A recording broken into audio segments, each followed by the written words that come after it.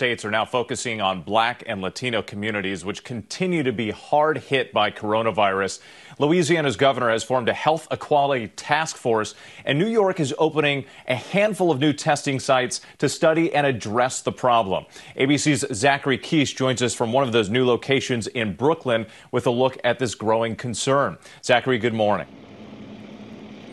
Whit, good morning to you as well. In many ways, it's the story inside the story. Everybody's been impacted by coronavirus, but in some areas, the numbers show that Black and Latinos have been hit disproportionately hard in really showing the inequities that exist inside the healthcare system. I'm outside of a new testing facility here in Brooklyn. It is the kind of place that officials now say more can and should be done. With cases in New York topping every country around the globe, new testing sites are now opening up across the city this morning. The new sites are focusing on minority communities after state-released data reveals they are some of the most impacted by the virus. It's alarming, but it's not surprising that people of color have a greater burden of chronic health conditions. The statistics are alarming. In Michigan, 40% of deaths are in the Black community, even though they only make up 14% of the population.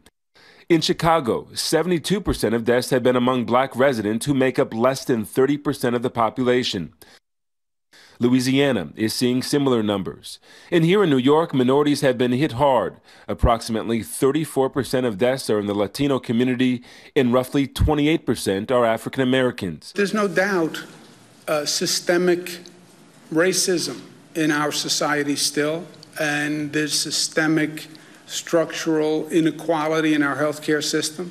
Statistically, these communities have a higher rate of underlying health conditions. Diseases like diabetes, hypertension, obesity, and asthma are disproportionately afflicting the minority populations, particularly the African Americans, which contribute to the horrifying death rates brought on by the virus. The Surgeon General, Jerome Adams, delivering this personal message. I've been carrying around an inhaler in my pocket for 40 years out of fear of having a fatal asthma attack.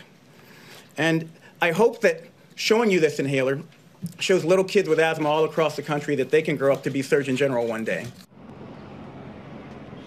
Those pre-existing conditions, as mentioned, the asthma, the hypertension, the high blood pressure, combined with lack of testing, has been extremely problematic for these communities.